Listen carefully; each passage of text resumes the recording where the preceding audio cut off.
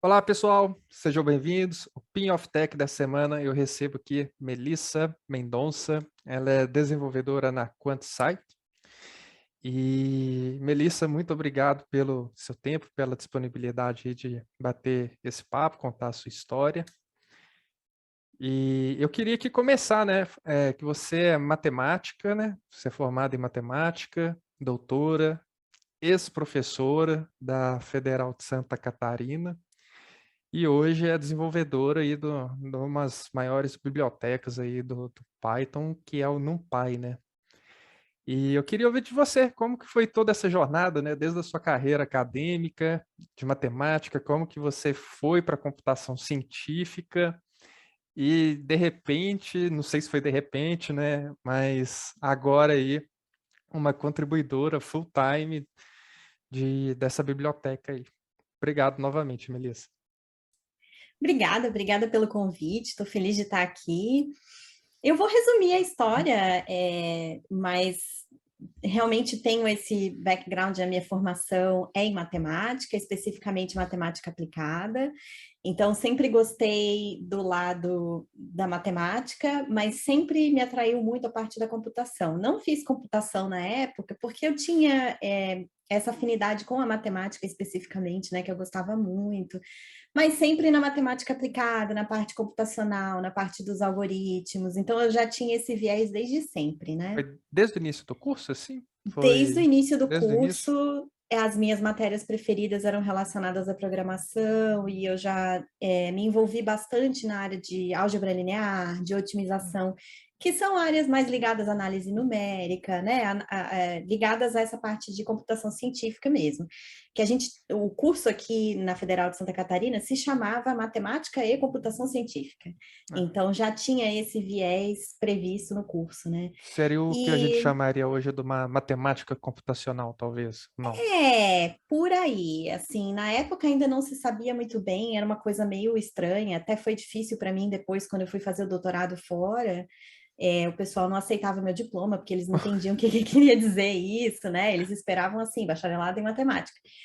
Mas, enfim, aí eu fui me aproximando dessa área durante o curso todo, e aí acabei ficando na área de otimização, especificamente otimização não linear, voltada para essa parte mais computacional. Fui fazer meu doutorado, mas durante esse tempo todo, também desde jovem, né? Quando eu entrei na faculdade em 99, no século passado, né? E quando entrei na faculdade, comecei a usar Linux na faculdade, até um pouquinho antes eu já tinha tido contato por amigos e tal, mas comecei a usar Linux de verdade na matemática, porque a matemática, assim, por causa dos professores, por causa da infraestrutura que a gente tinha na universidade, era tudo Linux. Então, eu fui me acostumando e fui conhecendo a filosofia do software livre, fui me aproximando dos grupos de software livre, então já tinha esse contato desde 99, né? Quando eu terminei meu doutorado, o meu orientador de doutorado na Bélgica, ele também tinha esse viés, assim, ele era muito voltado para a área de computação, o que é raríssimo na matemática, né? Então, ele tinha uma disciplina de qualidade do software científico, ensinou Ó, a gente a escrever um compilador, ensinou a gente a empacotar, fazer makefile, coisas que a gente não aprende normalmente na matemática, né? E, inclusive, uma das partes também do curso lá, do doutorado, tinha um cara que vinha dar palestra para a gente sobre licença de software, um cara do direito que veio explicar para a gente licença de software, como funcionava e tal. Então, sempre tive nesse mundo, nesse espaço do software livre e me identificava muito com a coisa da ciência aberta, né, da reprodutibilidade, sempre achei isso muito importante. Então, foi natural migrar, porque na matemática é muito comum a gente usar MATLAB, né, que é uma uhum. linguagem de programação, mas é também um software computacional é, é, proprietário, né? Então, foi muito natural migrar do MATLAB para o Python, porque na época que eu fui fazer meu doutorado, em 2005, foi a época que o Python explodiu nessa área de computação científica, né? Para ter ideia, a NumPy surgiu em 2005. Ó, Então, foi nessa época estava tudo explodindo. Então, de repente surgiu o Python e eu comecei a mexer, comecei a migrar nos meus projetos. E aí, quando eu terminei meu doutorado, voltei para o Brasil, fiz o concurso, né? A gente, doutor em matemática, não tem muito o que vai fazer, né? Vai ser Vai dar aula. professor na federal. Então, eu entrei na federal e, assim, sempre gostei muito de dar aula, sempre gostei muito do ambiente universitário, mas com o tempo percebi que o meu negócio não era pesquisa, o meu negócio não era, né? Por várias razões. Eu acho que por um lado, me chamava muita atenção esse fato de que na pesquisa o software não é considerado uma tarefa assim importante, né? Então a gente não ganha horas para fazer um projeto de software, a gente ganha horas se tiver um paper associado, né? Se tiver um artigo publicado associado. Então isso sempre me chamou muita atenção, essa desvalorização do software, enquanto que eu acredito, né, pelas minhas convicções, assim, que o software é uma das coisas mais importantes hoje em dia. Não se faz ciência sem software hoje em dia, né? Sim, Não com existe certeza. nada, nenhum artigo que é publicado hoje que não depende, no mínimo, do R para calcular uma estatística, ou de um gráfico, ou de um algoritmo que faça qualquer coisa, né? Então, não existe Até um Excel, ciência se for o sem caso, né? não existe Hum. nada, né? Então isso me incomodava muito, né? Essa desvalorização da parte computacional mesmo nas outras ciências. E, por outro lado, também sentia que, por exemplo, um artigo científico, a gente vai publicar, tal, eu não sentia que eu tinha muito impacto. Eu não sou uma pesquisadora brilhante, sabe? Eu ia publicar um artigo que 3 pessoas iam ler, ia ser o revisor e os dois revisores e o editor de jornal. Então, eu pensei assim, poxa, imagina eu trabalhar num projeto de software livre. Qual é o impacto que a gente tem trabalhando num projeto de software livre, né? Quantas pessoas vão usar? Só que Então, geralmente, é você muito já. mais, né? Mas só que então você já continuou todo o engajamento durante o seu doutorado, na sua vida acadêmica, você já era engajado com a comunidade de software livre, você não deixou e focou na academia em escrever paper. Não, nunca cheguei assim a focar muito, sabe? Sempre foi uma coisa que eu fazia assim, tem que fazer, né? Foi uma coisa que me atraiu tanto. E aí, por outro lado, eu não conseguia contribuir Com a para o software. comunidade. Por quê? Por várias razões, e depois a gente pode entrar nisso, mas eu estava sempre assim, trabalhando na educação, mostrando para os meus alunos, fazendo divulgação, sabe? Dando Uhum. palestra, comecei a me envolver com a turma do FISLE, então frequentava os meetups, frequentava os congressos, então acabei conhecendo muita gente, né? E aí, como já estava insatisfeita com a universidade, já estava nesse processo, assim, de repente, né? Comecei a pesquisar e descobri que existia esse tipo de emprego, né? Eu poderia trabalhar com computação científica na indústria, numa empresa, enfim. Eu vi que tinha algumas opções para isso. Assim, eu pensei até em pedir emprego para a MathWorks, que é a fabricante do MATLAB, né? Hum, Porque eu falei assim, né? Querendo ou não, a gente conhece e tá nesse nicho, utiliza, né? assim, né? Exatamente. E aí, falando com o Felipe Fernandes, né, que já foi teu convidado também, né? Vou deixar o card aqui do bate-papo com ele. O Felipe, ele me estimulou muito, assim, falou, tu já tá envolvida, se tu quiser sair da academia, tem várias opções, olha só, acontece isso, acontece aquilo, tal. E aí, nessa, eu comecei, eu fui 2 vezes para SciPy, que é a Uhum. conferência, né, internacional, na verdade é nacional, porque é praticamente só americano, né, mas conferência internacional de Python científico, nos Estados Unidos.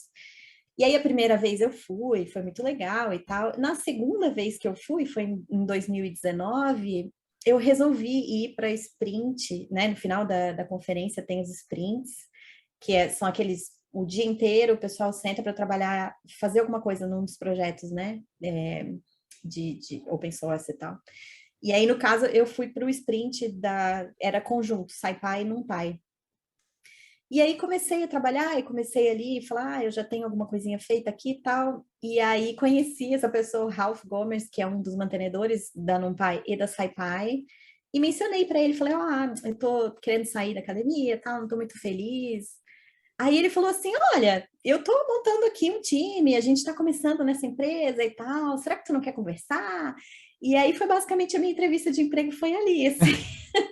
A Coisas do gente se destino, conheceu, né? foi exatamente, a gente se conheceu, eu mostrei meu código para ele, algumas coisas que eu tinha feito no meu GitHub e tal, e ele gostou, e a gente conversou sobre, né, visão assim para a empresa e tal, e aí ele falou, vamos ficar em contato, e aí 6 meses depois eu fui contratada, e aí eu fiz aquele processo, né, pedi uma licença da universidade por um ano, e fiquei em licença sem vencimento, e aí depois de um ano é que eu pedi a exoneração de fato, então agora em janeiro vai fazer 2 anos que eu tô na Consite, e aí, bom, essa foi o resumo, não muito resumido da trajetória. Não, mas é interessante. Eu queria só, assim, voltar, né? Porque então você entrou lá em 99, matemática aplicada, trabalhando na parte de otimização, e o seu contato ali foi com o MATLAB, ali, até 2005, que foi quando você teve o primeiro contato com o Python, né, de fato. Isso já foi no seu doutorado. É. E nesse tempo, assim, o desenvolvimento, o que era essa matemática aplicada? Era mais a construção de modelos matemáticos, formalismo matemático, o algoritmo, complexidade de resolução do problema, e também tinha essa parte de desenvolvimento, assim, de pegar inúmeros dados e rodar, testar modelos. O que foi esse seu projeto, assim, né, da matemática aplicada com a computação? Então, a otimização numérica, ela se preocupa com problemas em que a gente tem que minimizar uma função, minimizar ou maximizar uma função. No meu caso, eu sempre trabalhei com otimização contínua. Isso significa que a gente tem uma função, por exemplo, x quadrado. É uma função contínua, ela está definida em qualquer ponto da reta real, né? Uhum. E então, para botar isso no computador, obviamente, o computador não entende um número infinito de pontos, né? Então, a gente tem que discretizar esse problema, transformar esse problema, que é um problema contínuo, num problema discreto. Sim. Quando a gente discretiza qualquer problema, a gente acaba em arrays, a gente acaba em Uhum. matrizes e vetores, ou seja, a gente acaba na álgebra linear. Então, daí para frente, o núcleo desses problemas quase sempre cai num problema de álgebra linear do tipo resolver um sistema linear AX igual a B, ou então resolver uma decomposição, né? Quem já Matriz. fez álgebra linear, aquela decomposição LU, decomposição QR, enfim, tem várias técnicas de álgebra linear que a gente usa nesses problemas, e aí tem os algoritmos de otimização em si, quando a gente faz qualquer mudança neles, eles precisam ser testados, a gente tem coleções de benchmark, né? Coleções de funções onde a gente pode fazer testes do nosso algoritmo para ver se ele realmente vai bem ou não. Então dá para fazer estatísticas, saber se ele está resolvendo, né? Qual o número de problemas que ele está resolvendo, se ele está resolvendo rápido, se ele está resolvendo devagar, enfim, tem essas análises em cima dos algoritmos Uhum. que fazem parte. Então, a otimização numérica, essa parte onde eu trabalhava, dá para pensar nessas coisas, né? Dá para pensar na parte de álgebra linear numérica, que é bem fundamental, na parte de desenho de algoritmos, então, criar novos algoritmos e demonstrar que eles funcionam, que eles convergem, que eles dão uma solução razoável, e testar numericamente, porque às vezes a teoria é uma e a prática é outra, Sim. né? Então, mostrar que eles são de fato eficientes, que eles podem ser aplicados para problemas, sei lá, de grande porte, né? Dependendo do que a gente quer resolver. Então, essa programação é muito centrada em matrizes e vetores, por isso o MATLAB é tão popular. Uhum. Porque o MATLAB ele é feito para lidar com operações de álgebra linear, né? Então, ele permite a gente manipular matrizes, vetores de uma maneira simples e tem sintaxe simples para essas operações. Agora, tem outras linguagens que são muito populares também, como o Fortran. Então, eu trabalhei bastante com Fortran também durante a graduação e durante a pós-graduação, justamente porque o Fortran ele também traz essa sintaxe fácil e muita biblioteca já muito testada e robusta para resolver problemas de álgebra linear numérica e de otimização. Então, assim, falando grosso modo, né, MATLAB e Fortran são muito populares, C não é tão popular na matemática. Eu sei que na física, por exemplo, o C é muito popular, o C++, né? Então, as linguagens com as quais eu trabalhei mais antes do Python foram MATLAB e Fortran.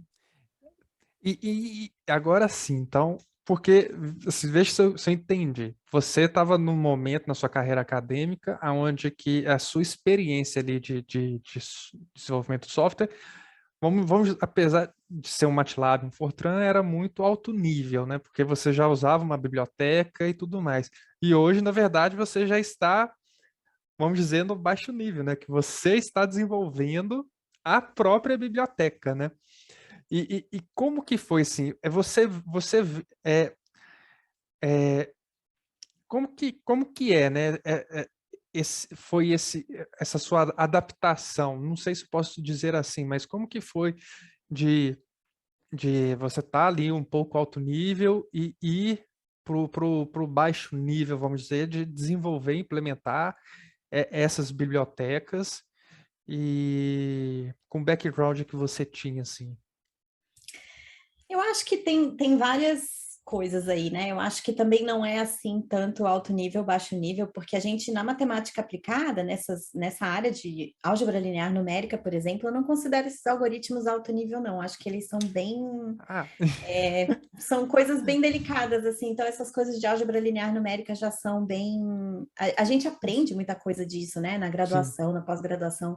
Então, muitas dessas operações que estão lá dentro das bibliotecas, a gente tem que reimplementar na graduação. É Ah, como, né? entendi. Pensa na computação lá, você tem que representar, tem que reimplementar a busca em árvore binária, Uhum. né? Essas coisas que a Sim. gente considera, entre aspas, baixo nível. Então, a gente tem uma familiaridade com isso. Porém, a NumPy é outro sistema, porque tem várias coisas, né? Primeiro, o desenvolvimento normal acadêmico, código acadêmico é conhecido, famoso por ser código espaguete, né? Extreme Go Horse e assim, sem teste, não tem organização nenhuma, não tem boa prática nenhuma, sabe? É um negócio assim, terra de ninguém. Então, a primeira coisa que eu fiz quando eu queria, que eu decidi mudar de área, foi estudar por conta própria, teste unitário, vamos estudar como fazer, né, boas práticas de programação, vamos estudar o básico de computação mesmo, de ciência da computação. Então, eu fiz um trabalho assim de auto, né, sozinha, assim, fui procurando curso na internet, tal, fui pesquisando e fui aprendendo por conta própria, né? E depois na NumPy tem toda uma outra parte, assim, porque a NumPy, ela é, né, por cima ela é Python, mas por baixo ela é C. E tem todo um Nossa, desenvolvimento super complexo ali no C. Então, os eu ponteiros da vida. então, eu não trabalho exatamente lá todos os detalhes. Sim, eu posso dizer com 100% de certeza que ninguém conhece toda a API ou toda Ó, a base de código da NumPy. Não tem como, né? É impossível. Então, acho que a gente se concentra, cada um se concentra num pedacinho e faz as suas mudanças ali, né? Mas eu não. Hoje eu estou tocando menos no código e estou trabalhando mais na documentação. Então, comecei. Foi assim que eu fui contratada, né? Eu fui contratada, na verdade, para trabalhar no time de documentação, como eu não sei se existe essa palavra no Brasil, né? Mas lá eles chamam technical writer, que é uma escrita técnica, tal. Uma pessoa que trabalha fazendo manuais, escrevendo documentação. E aí eu comecei também a mexer uma coisinha aqui, uma coisinha ali, né? Eu acho que a beleza é justamente a gente poder ver tudo que está acontecendo por trás, poder ver o código, poder mexer, poder, né, investigar. E aí, aos pouquinhos, né, a gente vai descobrindo o caminho ali. Mas, realmente, assim, acho que a transição mais dura nem foi a parte técnica. Eu acho que a transição mais dura é a parte de...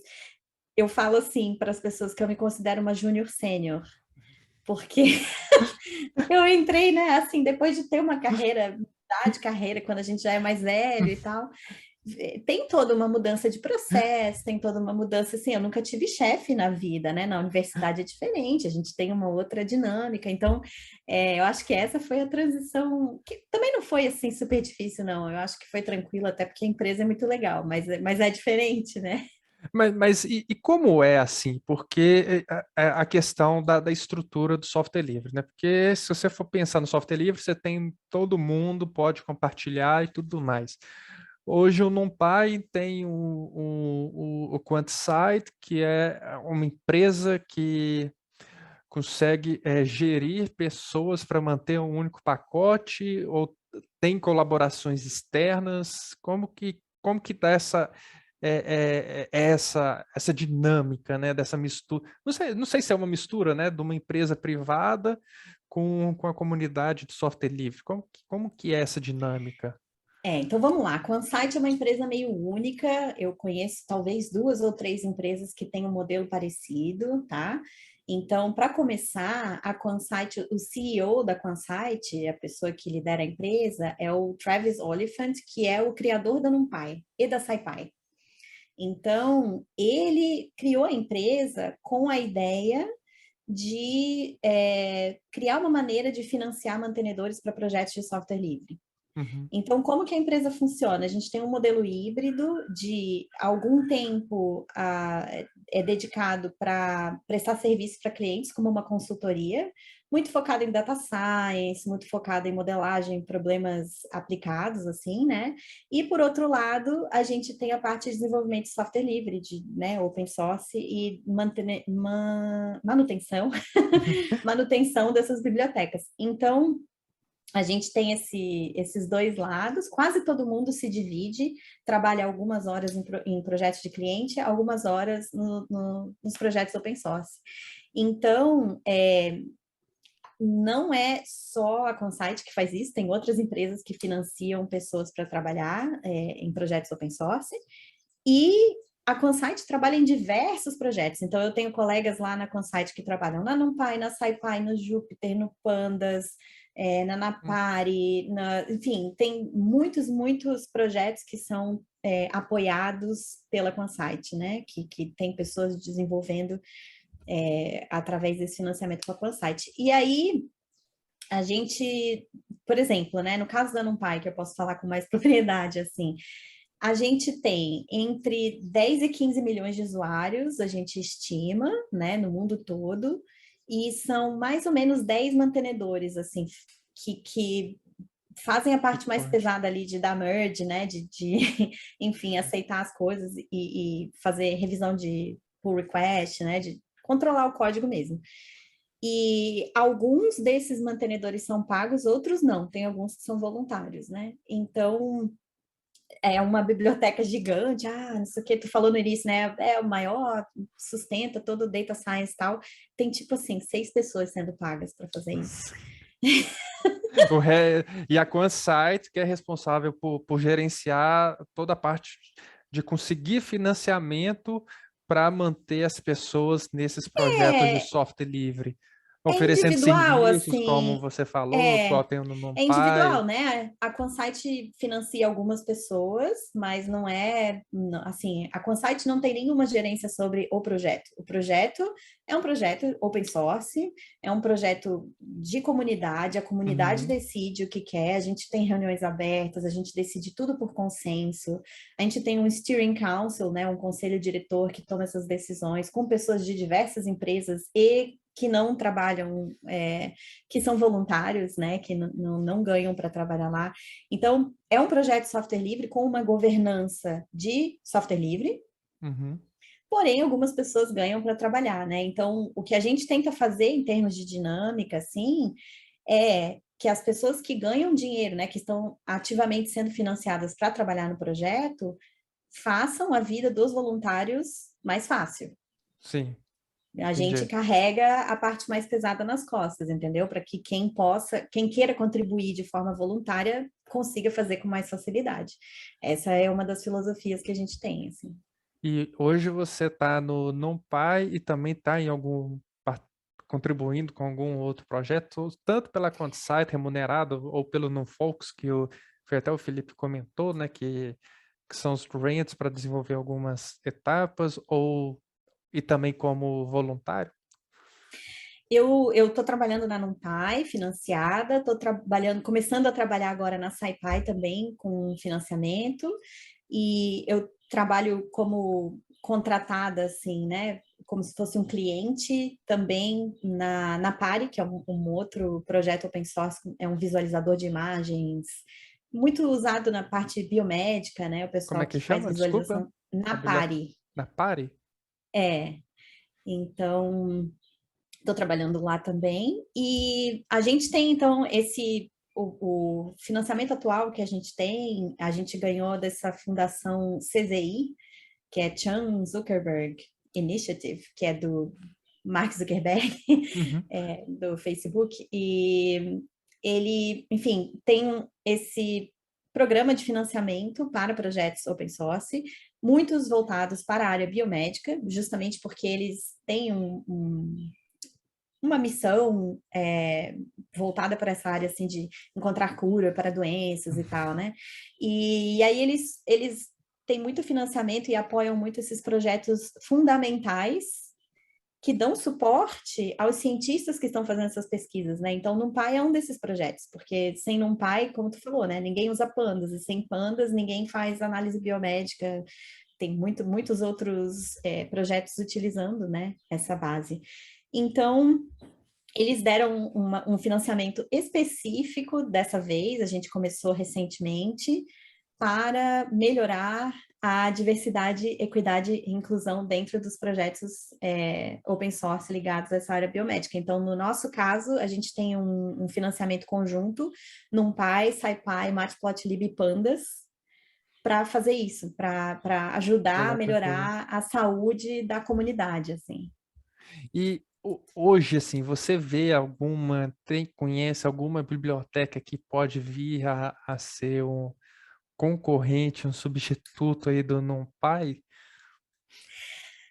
Eu acho complicada a pergunta, assim, porque tem muitas, mas é que muitas, hoje em dia a gente tem. Então, é uma questão bem legal até de discutir, porque hoje em dia tem muitas aplicações específicas, por exemplo, muita gente usando GPU, né? Uhum, Nessas aplicações grandes de machine learning, as pessoas querem fazer cálculos usando GPU. A NumPy, ela não funciona na GPU, porque a estrutura dela é feita em C para CPU, né? Ela é feita compatível com buffer de memória e tal na CPU, e não na GPU.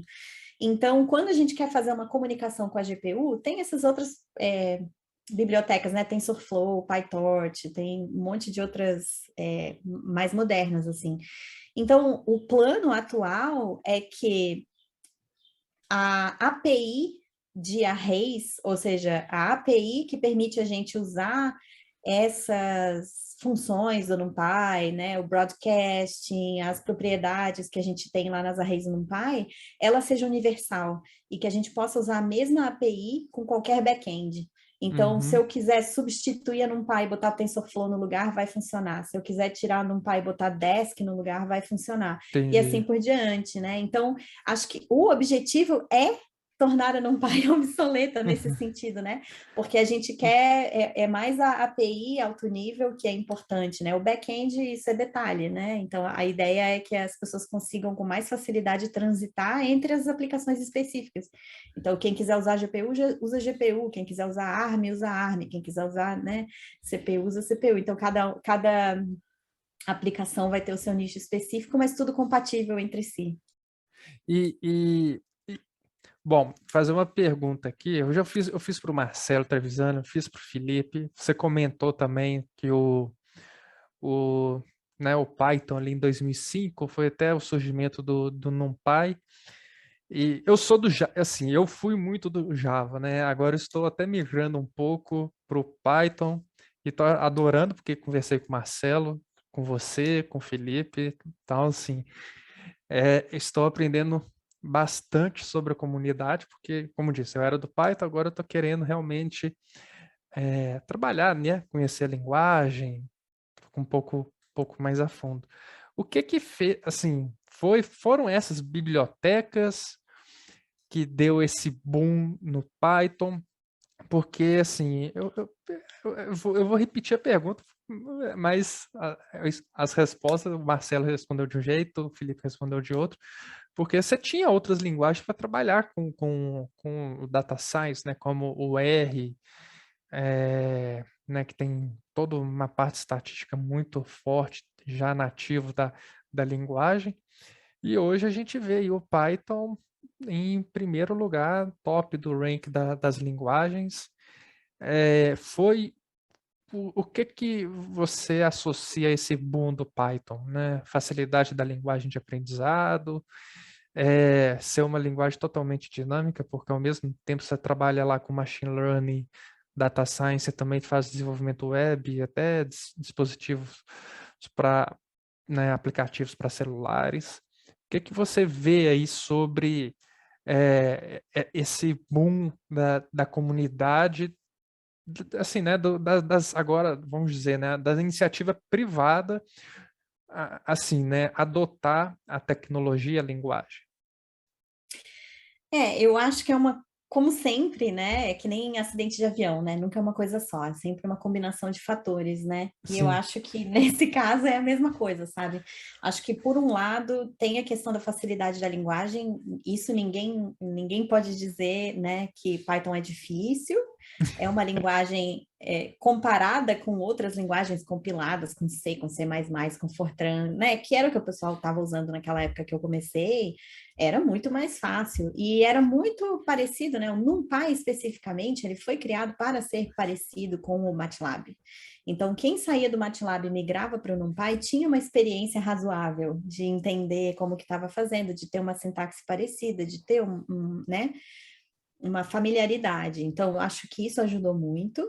Por outro lado, tem esse lado mesmo de que o Python é uma linguagem de propósito geral, então dá para eu encadear essas minhas aplicações, dá para eu fazer tratamento numérico, mas ao mesmo tempo dá para eu fazer um script que rode esse meu tratamento numérico em todos os arquivos que eu tenho, e eu não preciso mudar de linguagem para isso, né? Eu posso Uhum. fazer tudo ao mesmo tempo ali. Então, eu acho que o papel do scripting na computação científica eu acho super importante, sabe? Parece bobagem, mas não é. Eu acho que muitos cientistas que não escreveriam um script Bash escrevem um script em Python, né? Porque é familiar para eles, eles não precisam aprender outra coisa. Então, eu acho que é super importante. E eu acho que também tem um lado muito forte, que é o lado da comunidade, né? A gente fala isso brincando, né? Vim pela linguagem, fiquei pela comunidade, mas eu acho que é muito verdade, assim. A gente tem muito tutorial, sempre teve, eu acho que desde o início a preocupação das pessoas envolvidas com a linguagem em fornecer material didático, em ensinar, em trazer outras pessoas. Eu acho que como tinha muita gente com esse espírito didático, Python sempre teve esse foco didático, atrai, sem querer, pessoas que já têm esse foco também, que gostam de ensinar, que gostam de mentorar, que têm esse dom, né? Entendi. Então, o material que a gente encontra na internet, por exemplo, procurando por tutorial de Python e tal, é um material de alto nível e sempre foi, desde o início. Então, eu acho que isso facilita muito, né? Essas comunidades. Eu me lembro, por exemplo, na época que eu comecei a usar Linux, eu acabei caindo Eu usei Slackware, usei Red Hat, usei um monte de coisa, mas eu acabei caindo no Ubuntu. Por que que eu fiquei no Ubuntu vários Ah, anos? Por causa dos fácil. fóruns.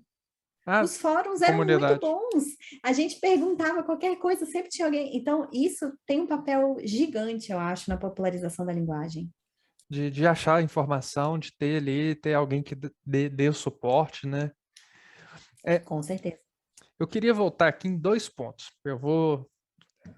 A gente tá indo assim, é porque eu tô lembrando aqui de alguns itens que você falou, assim, e eu queria conversar sobre isso. Que o primeiro deles foi o que você falou, né, sobre a computação não é muito bem, um software não é bem visto na comunidade acadêmica, né? Você fazer o software em um software excelente que não resolve alguma coisa, se você não mostrar isso alguma coisa, você não publica, né? Não nesse extremo, né? Mas é, você escrever vários scripts bash para conseguir ter aquele resultado também, aqueles vários scripts não entram no artigo, né? Você só vai mostrar ali o resultado. E também voltando, né, ao ponto que você falou do início da sua formação, né, que o curso que você fez era matemática aplicada, né, ali, né, de computação científica. E eu, assim, eu trabalho numa área interdisciplinar, né, eu sou da bioinformática, que é a computação com a biologia. E agora vem a minha pergunta, assim, você acha que a gente não sabe trabalhar a interdisciplinariedade, né, juntando tudo isso? Porque eu falo por causa própria, assim, porque quando a gente vai falar, se você apresenta, né, na bioinformática para um biólogo um trabalho computacional, ele tem aquele viés biológico e não tem o valor. A gente da computação, ao contrário, é da mesma forma, a gente não enxerga aquele trabalho tanto quanto a gente enxerga a computação. E eu pergunto isso porque é difícil trabalhar interdisciplinariedades. E você acha, eu tinha uma percepção que era algo local. É local, é de fora, é global? Como, o que que você pensa nisso, assim? Eu acho que é um problema global e eu acho que tem várias observações que a gente pode fazer, né? A primeira é a seguinte: de fato, não tem como a gente exigir de um cientista que esteja no topo da carreira fazendo pesquisa de ponta que ele também saiba fazer computação. É muito difícil a gente exigir que uma pessoa seja especialista nesses dois assuntos, né? Uhum, Então, se a gente quer trabalhar essa interdisciplinaridade, se a gente quer estimular que as pessoas que estão fazendo ciência façam também software bom, a gente tem que abrir esses grupos. Então, aí a gente bate na barreira do ego, da competição acadêmica, de quem vai levar o crédito, tem toda essa questão, né? sim. Agora, tem um movimento que surgiu, eu acredito que surgiu no Reino Unido, pelo menos foi onde eu acompanhei pela primeira vez, mas que está se espalhando pelo mundo, que é um movimento de Research Software Engineer. Então, é um engenheiro de software de pesquisa.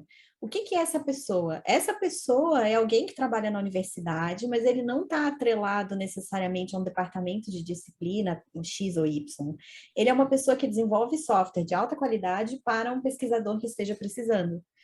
Então, do mesmo jeito que eu acredito, e a gente não tem em geral, mas do mesmo jeito que eu acredito que a gente deveria ter um estatístico que esteja prestando serviço para a ciência que está sendo desenvolvida na universidade, validando os modelos, verificando se realmente aquela metodologia está correta, a gente pode ter esse engenheiro de software de pesquisa que seja responsável por orientar esse software que está sendo desenvolvido para realizar pesquisa. Uhum, Eu vejo que esse é o melhor dos dois mundos, né? Porque aí a gente tem uma pessoa que é especializada nisso, que entende, sabe o que está fazendo, sim. e que vai fazer um software de qualidade que a gente vai garantir que ele está bom, e ao mesmo tempo a gente não precisa sobrecarregar o pesquisador que já está fazendo a sua pesquisa dentro da sua disciplina, né? Então eu acho que a gente não tem essa estrutura, não é possível na universidade brasileira, por exemplo, hoje. Porque a universidade brasileira ela funciona com uma estrutura extremamente rígida, em que a gente não tem esse departamento flutuante, isso não existe, não tem como existir dentro da nossa concepção de universidade, né? Então, a gente vê isso acontecer lá fora porque a pessoa pode ser contratada por um certo período para trabalhar na universidade, ela não precisa ser concursada, né? Tem toda uma Uhum, flexibilidade maior. E assim, eu sou uma grande defensora da Universidade Pública Brasileira, né? Eu tenho minhas críticas, mas são críticas com, assim, não que a gente quer jogar tudo sim. fora, não é isso, né?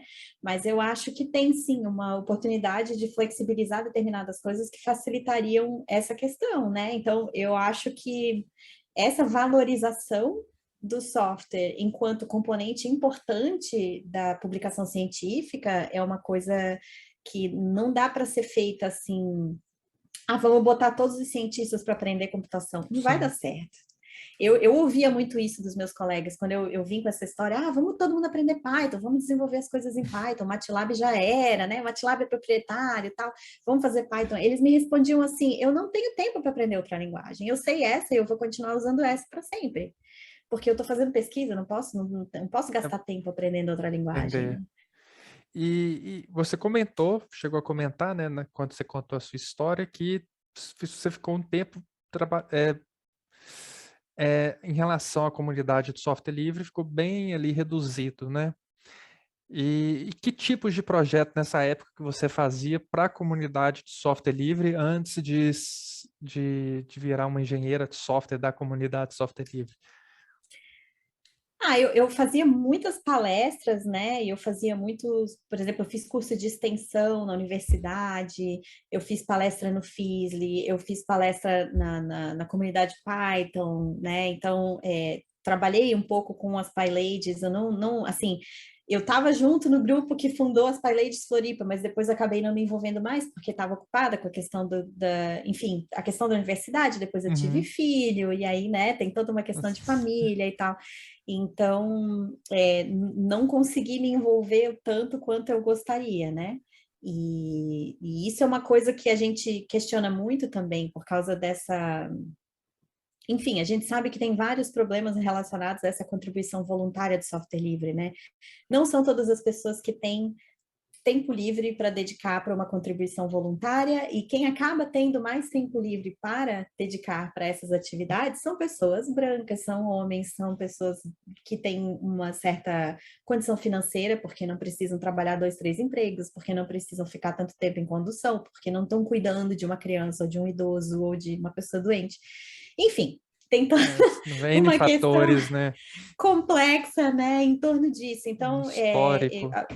exatamente. Então, a gente, assim, eu particularmente trabalhei muito com a parte de educação, divulgação, né, fazendo palestra, ensinando pessoas, fazendo mentoria, esse tipo de coisa, assim. E dentro da universidade também fiz algumas coisas relacionadas, assim, por exemplo, mudar a disciplina lá que dava MATLAB e mudar para Python, Uhum. fazer as pessoas entenderem que software livre era importante, fazer as pessoas entenderem que a gente não podia mandar os alunos piratearem o MATLAB, que era o que Mas que tinha acontecia, alternativa, que né? era o que acontecia, né? Então, enfim, essa mais nesse sentido, assim.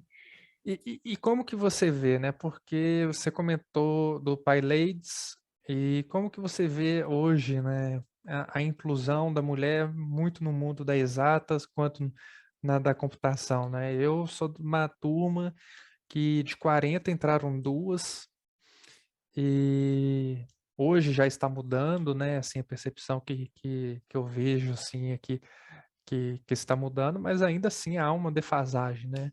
Como que é o movimento, ou do PyLadies ou de outras comunidades, eh, feminino na computação em geral, não no software livre?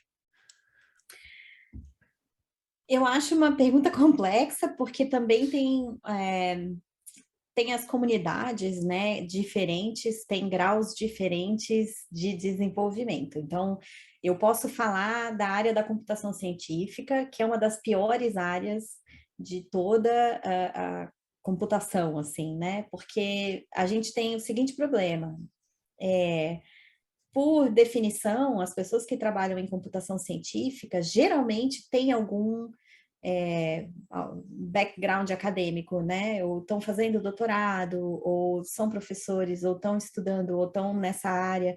E essa área a gente já sabe que para chegar ali já tem uma seleção anterior, que tem uma seleção anterior, enfim, a gente está lá no final, na ponta, né, desses problemas todos de sociedade que vão se acumulando. Então, por exemplo, a gente pode falar da participação feminina, mas a gente pode falar também da participação das pessoas negras, da participação das pessoas indígenas, da participação das pessoas LGBTQIA+, tem diversas seleções que acontecem antes da gente chegar nesse estágio, né, que já prejudicam toda esse caminho. Uhum. Então, a gente vê que existe uma melhora em termos de números, mas esses números ainda são questionáveis. Por exemplo, a gente pode ver uma melhora, de repente, muito grande de mulheres. Ah, tem muito mais mulheres hoje.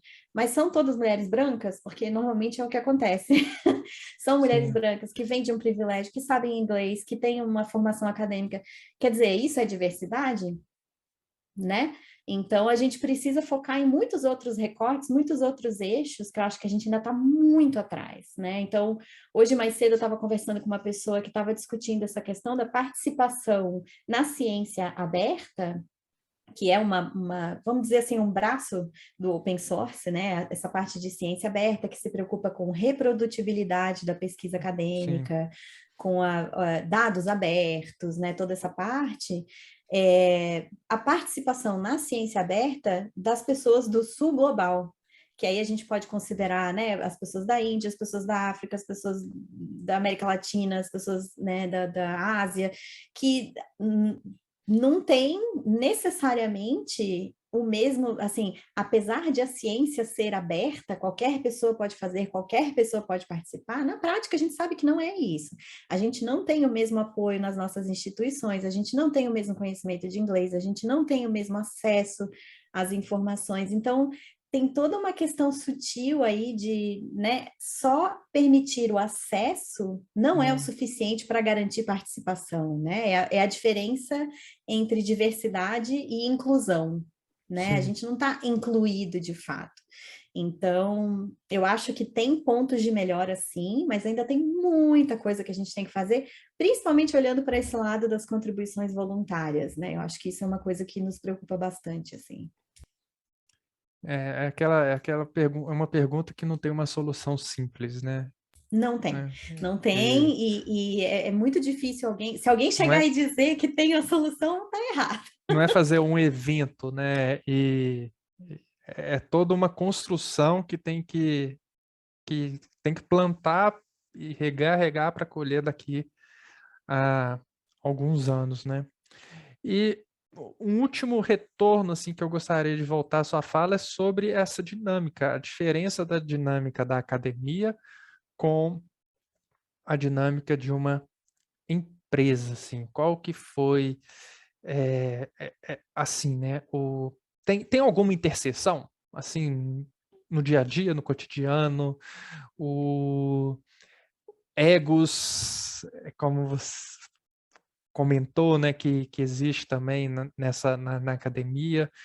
É, como que é essa diferença e também a interseção desses dois mundos, né? Eu acho que como eu falei, a Consite é um mundo à parte, assim, é um caso meio único. A gente brinca dentro da empresa que nós somos um grupo de apoio a ex-acadêmicos, assim.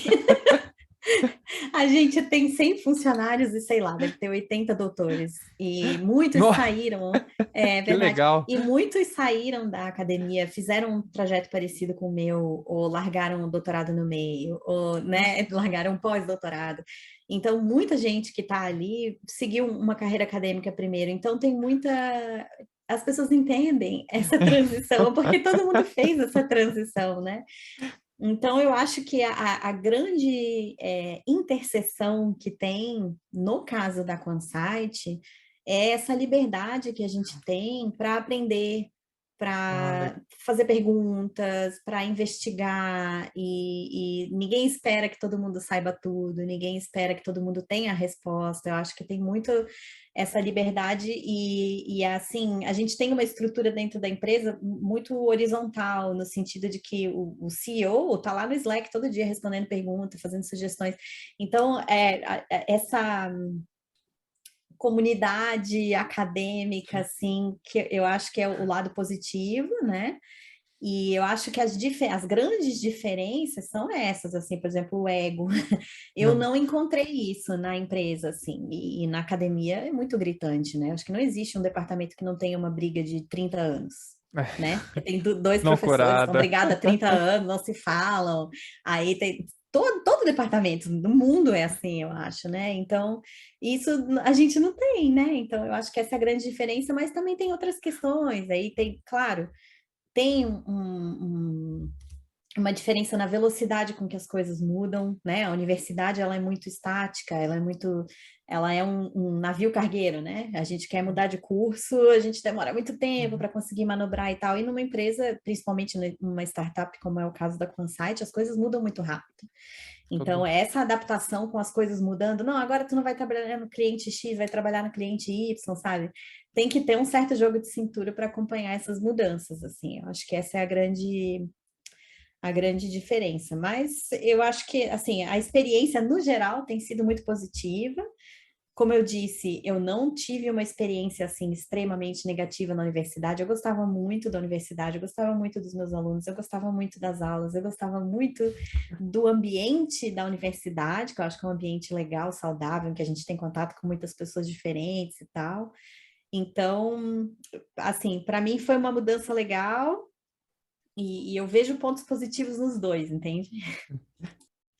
E para a gente finalizar, uma última pergunta é como que nós brasileiros contribuímos em relação à comunidade de software livre, em termos, a gente contribui bastante, estamos muito aquém de outros países em termos de proporção. Como que é, qual que é a nossa contribuição, assim? A gente contribui bastante. Ah, Então, olhando, por exemplo, eu não vou poder te citar o número exato agora, uhum, porque eu não tenho na cabeça, mas teve uma pesquisa em 2017, quem quiser procurar, pode jogar no Google, pesquisa GitHub Desenvolvedores 2017, em que eles entrevistaram um certo número de participantes do GitHub e eles quebraram isso por país e tal. E a uhum. gente era assim, tinha Estados Unidos, alguns países da Europa e o Brasil. Ó, que legal. Então, entre os países em desenvolvimento, o Brasil era o primeiro, assim, então, claro, não chega aos pés do que é a contribuição do pessoal da Europa e dos Estados Unidos, mas ao mesmo tempo eu acho que é bem significativo. E eu acho que a gente tem muita gente boa no Brasil, né? A gente tem muitas universidades muito boas que formam pessoas muito bem, que dão né, um fundamento legal. A gente tem uma comunidade sensacional de Python no Brasil. Eu não posso falar das outras porque eu não participo das outras. Uhum, De Python, eu sei que é uma comunidade maravilhosa. A que eu conheço de longe, eu não participo, mas eu conheço também me parece maravilhosa, é a de JavaScript. Então, eu sei que tem comunidades muito legais no Brasil. Então, eu acho que isso é a nossa fortaleza, né? A gente sim. tem muito esse senso de vamos se ajudar, eu te ensino, vamos dar uma palestra de graça, sabe? A gente tem esse enfim, esse ímpeto, né, de, não vamos todo mundo junto e tal. Então, eu acho que isso é a nossa grande fortaleza. E por isso eu acho que a gente gosta de participar do open source também. A gente teve um período no Brasil que foi muito estimulado, software livre, né? A gente teve aquele período dos grandes FISLs, né, do Fórum Internacional de Software Livre lá em Porto Alegre, que era enorme, era um negócio assim super... Então, eu acho que a gente tem uma cultura que a gente não pode deixar perder. Uhum, É entendi. uma coisa que eu acho super importante, assim. Melissa, novamente, muito obrigado pelo seu tempo, pelo bate-papo, tá? Agradeço enormemente aí a sua disponibilidade. Olha, eu aqui agradeço, foi um papo super legal e sucesso no futuro aí. Obrigado.